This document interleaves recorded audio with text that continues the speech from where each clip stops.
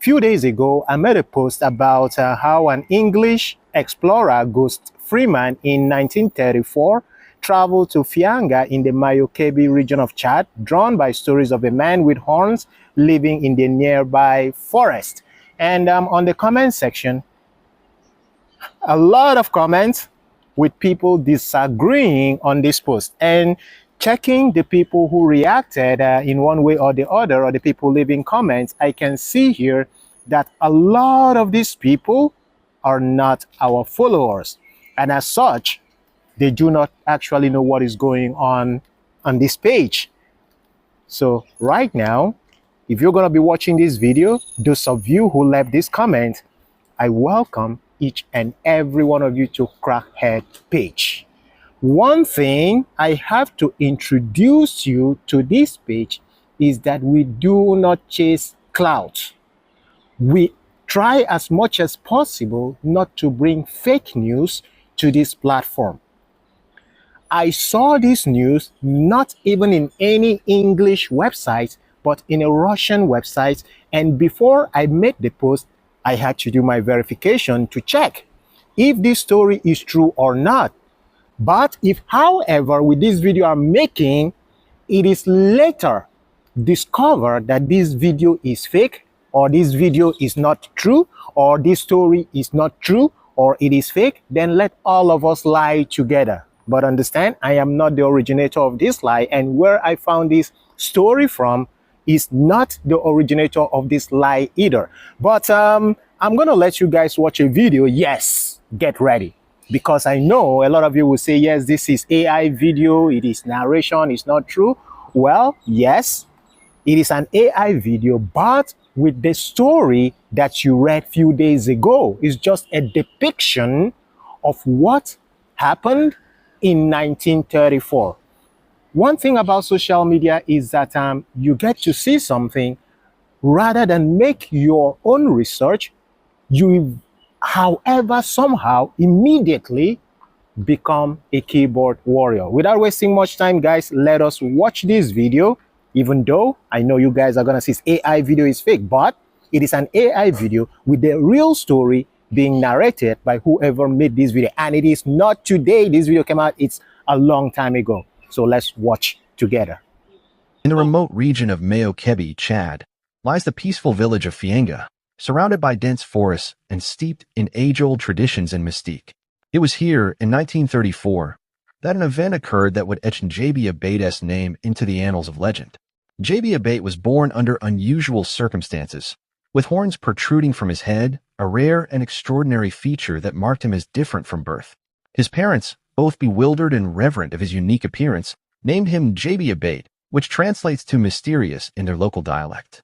From a young age, J.B. Abate experienced a life of solitude, shunned by villagers who both feared and revered his otherworldly appearance. Despite this isolation, he grew into a wise and resilient individual, developing a deep understanding of nature and traditional healing practices. His profound knowledge and gentle demeanor earned him respect, even from those who were initially wary of his presence. The tales of the horned man living in the depths of the forest reached far and wide, eventually capturing the curiosity of Ghost Freeman, an English explorer and anthropologist renowned for his adventurous spirit and scholarly pursuits. Intrigued by the stories, Freeman embarked on a journey to Fianga, determined to uncover the truth behind the legend.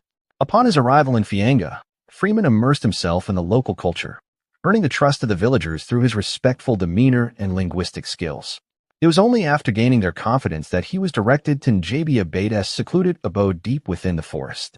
Accompanied by local guides, Freeman embarked on a trek through dense foliage and barely visible trails until they reached a cluster of isolated clay huts. Standing before them was a tall, imposing figure with real horns extending from his skull.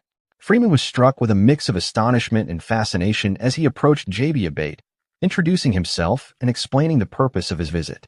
Initially cautious, J.B. Abate eventually agreed to share his story with Freeman. In a voice that carried the weight of years of solitude and wisdom, J.B. Abate recounted his life. He spoke of the fear and awe his horns elicited, the isolation he endured, and the profound connection he had developed with the natural world.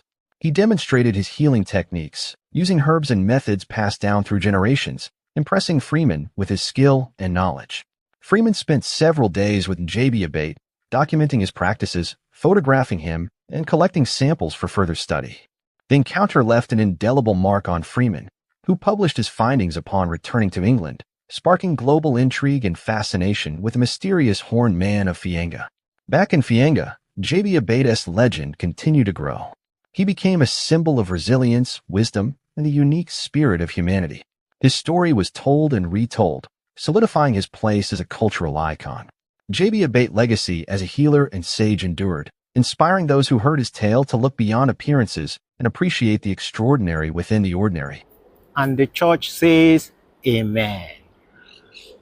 I do not actually know if this story is true, and I cannot tell you if it's a fact either. Why? Because I wasn't born in 1934. Even people who were born in 1950s, in 1940, might not even have heard of this story. However, we're hearing it today. And in case you're a doubting Thomas, one thing I want you to do is please go on Google and search for Ghost Freeman. You do not need to write the horned man, just Ghost Freeman. The story is everywhere, and not from 2 days ago when I made this post, from years ago. So for the fact that on social media, when you see something and you have never heard of that particular thing you've seen, do not think that everything is a lie. Even if you do not believe what you see on social media, then please make Google your friend. Go on Google, search for it, search on YouTube. If you do not find anything relating to that, then you can come back to that page and debunk whatever story or whatever news you saw. So to those of you who are not our followers, who were commenting on this post, because I know, of course, my followers know me. They know I cannot just bring any news to catch cruise. My followers know me for that. That is why in the comment section, all of you are commenting that it's a lie, that it's this. Is because you do not follow us and you do not know what we do here on this page. We do not tolerate fake news. We do not tolerate lies. We're not using any news here to catch cruise. In fact, I deliberately made that story in a writing form so that you guys will see that by the time you write Ghost Freeman, every information you see online would be exactly the same with what you read on my post on Facebook. So once again, welcome to all of you who commented thinking this is fake.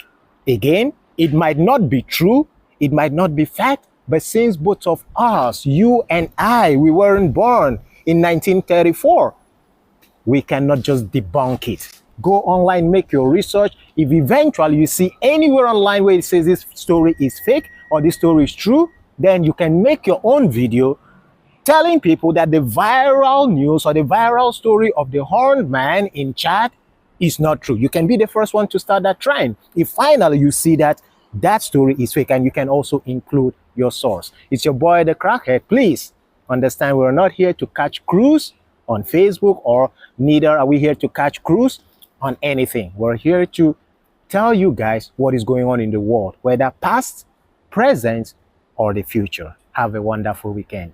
Bye for now.